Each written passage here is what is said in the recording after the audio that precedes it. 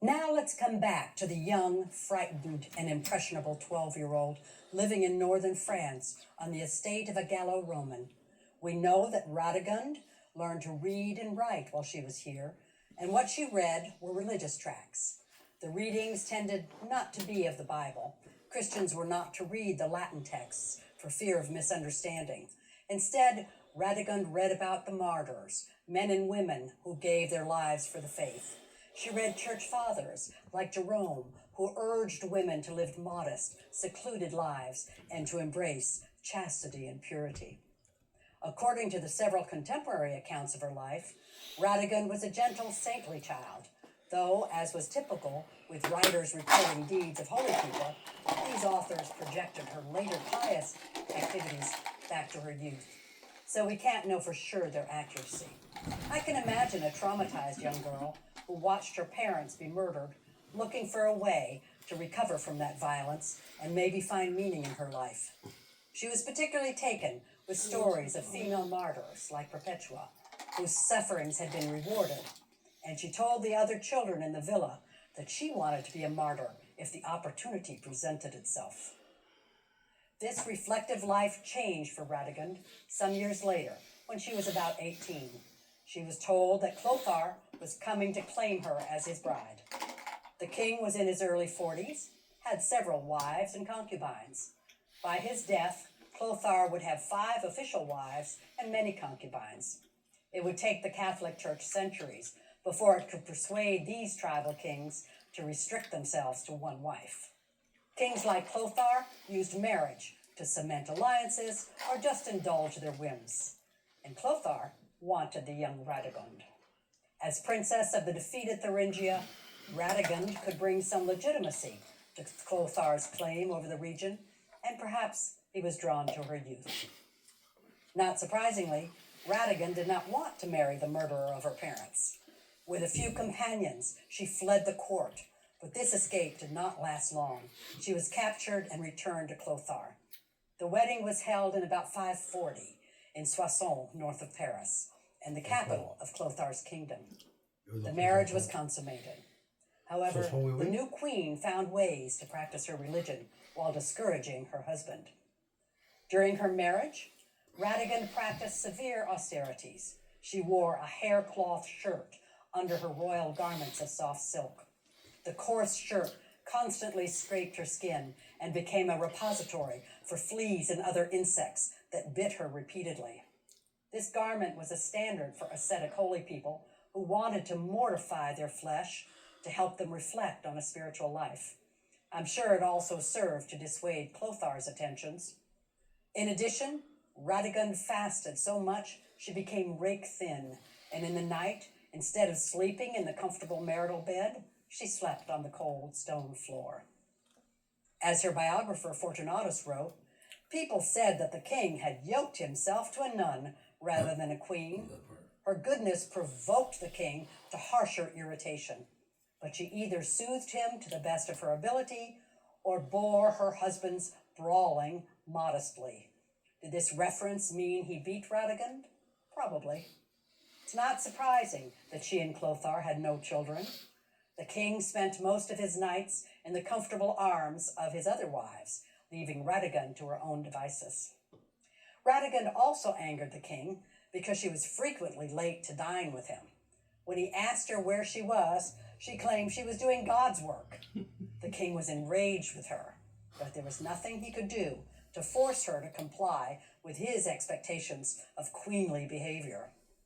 She spent her time in charitable activities outside the confines of the royal palace. The queen gave much charity to the poor. Whenever she received a portion of money that was due to her high rank, she gave it away. She built a hospital at Athis for poor women, and she personally worked there. The hospital offered beds and baths, and the queen bathed the sick and tended to their ailments. Needless to say, Radegund became popular with the people and the churchmen. The king couldn't seem to object to her resistance to him, since she claimed religious purpose rather than personal animosity. However, this marital truce would not last. In about 546, Clothar killed Radegund's brother. The king was probably making sure that there would be no claimant on the throne of Thuringia, but Radegund was devastated. In her poem on the fall of Thuringia, she writes of her feelings of guilt at her beloved brother's death, because she persuaded him to stay with her at court rather than flee to join a cousin. She lamented that she wasn't even with him at his death, so she could not pray for him or prepare him for burial. She cried, "Wicked me! Believe me, I am answerable, brother, for your safety. All I was to him was the cause of his death, and I did not provide him with a sepulchre." This was the final straw for her marriage. She could no longer stay with the husband who had killed her family. This time, however, her flight was better planned and more successful. Allowing Clothar to think she would be returning soon, Radegund fled to Noyon, where she asked the bishop to consecrate her as a deaconess, which would essentially make her a nun. The bishop faced two serious problems consecrating Radegund. On the one hand, married women were not allowed to be consecrated as nuns while their husbands were still alive. Radegund's biographer quoted Paul's letter to the Corinthians stating the problem. "Art thou bound unto a wife? Seek not to be loosed." As if that weren't enough, Clothar's armed noblemen had appeared, threatening to drag the bishop from the altar to keep him from giving Radegund the veil. While the bishop was torn, Radegund took matters into her own hands. She entered the sacristy, the room in the church that contained the vestments for the priests, and put on the robes of a monk. She then came to the altar and placed her rich, queenly robes and jewels on the altar, donating them to the church. She then demanded the bishop consecrate her. Was he persuaded by the force of her determination or by the jewels on his altar? Doesn't matter which. He laid his hands on her and consecrated her. The deed was done, and Clothar's rage was put on hold for a time. Radegund was free to roam at will, at least for a while. From Noyon, Radegund traveled to Tours to visit St. Martin's tomb. The current huge basilica dedicated to St. Martin was built starting in the 19th century, after the original was destroyed during the French Revolution. In Radegund's time, however, the church holding the saint's bones was much visited by pilgrims. Radegund's biographer, Fortunatus, described how she walked around the basilica, weeping and prostrating herself at each side altar. She heard Mass there. Then, as Fortunatus described, she heaped the holy altar with the clothing and bright ornaments with which she used to adorn herself in the palace. Her charity toward the churches was well known and much appreciated. Late in her life, she wrote a letter to French bishops in which she explained her thoughts as she fled from her husband. She wrote, "I asked myself, with all the ardor of which I am capable, how I could best forward the cause of other women, and how my own personal desire might be of advantage to my sisters." She decided to found a convent for nuns that would serve as a peaceful sanctuary for women in this violent age. But she had not yet escaped from Clothar. According to a chronicler, Clothar was grieving over the loss he suffered as a result of having permitted such a queen to leave his side. He followed her to Tours with Bishop Germanus of Paris to try to get her back. One of Radegund's biographers, a nun in her convent, wrote of the panic Radegund felt when she heard Clothar wanted her returned. She increased her austerities, dressing in an even coarser garment of goat hair to scratch her skin to make her body unappealing. She said that she would kill herself rather than be returned to Clothar. She fled ahead of him to Poitiers, to the shrine of St. Hilary, the 4th century bishop of Poitiers. Perhaps she was looking for a miracle to save her from her husband. If so, she got one.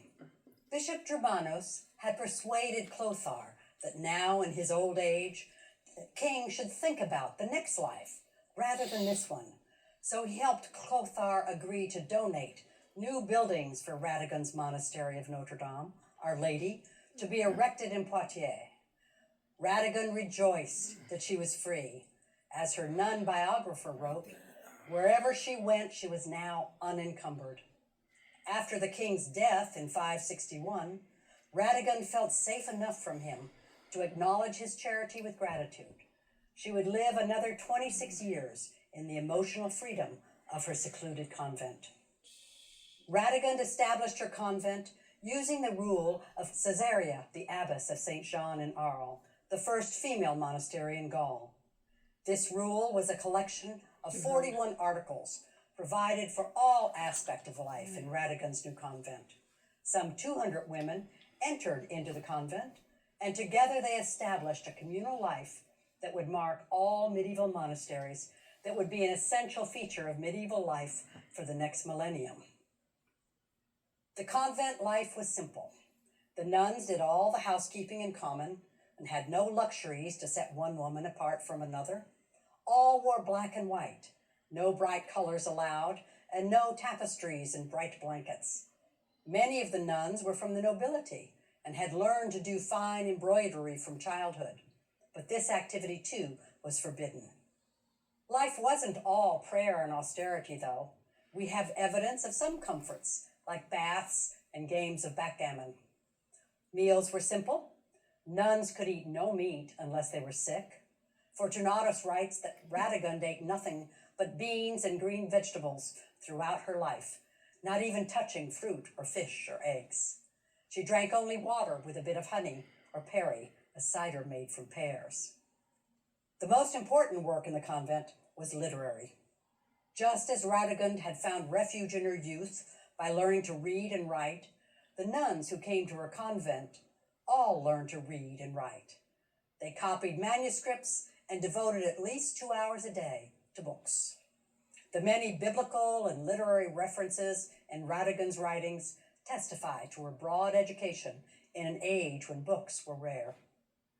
Throughout the early Middle Ages, women in convents were significant in preserving the literary heritage from the past, as they copied and preserved manuscript books while men were outside killing each other in the seemingly endless wars.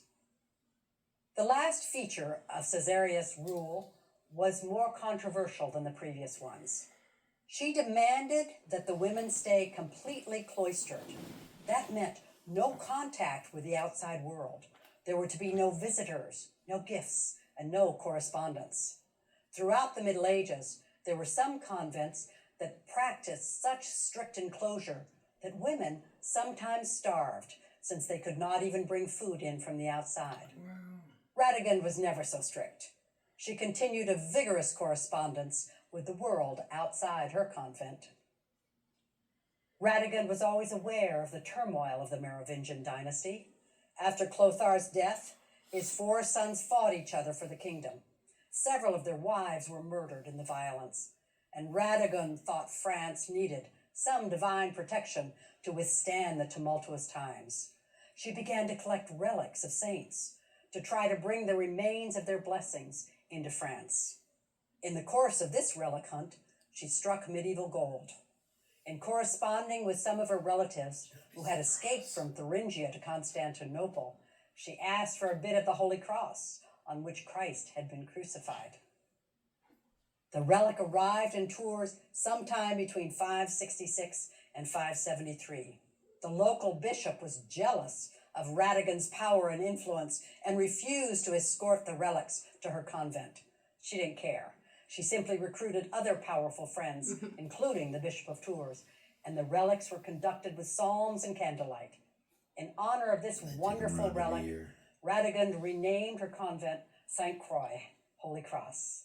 In honor of the occasion, Radegund persuaded her friend Fortunatus to write a hymn to the cross. This hymn is still sung on Good Friday in France. The second way Radegund clearly violated the rules of strict enclosure was through her correspondence with her friend Venatius Fortunatus.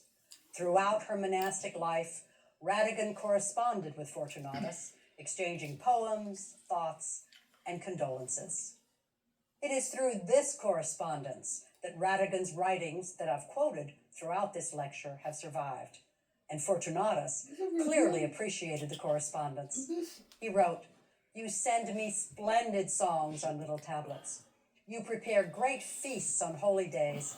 but I'm more eager for your messages than your banquets. The verses you send are full of pleasing words, and with these words you bind our hearts. Fortunatus would write one of Radegund's biographies, allowing us to follow the life of this remarkable woman. This special friendship between Radegund and Fortunatus came to the attention of Caesarea, the abbess, whose strict rule the nuns at St. Croix followed, because in her correspondence to the nuns, she repeatedly warned them against male friendships.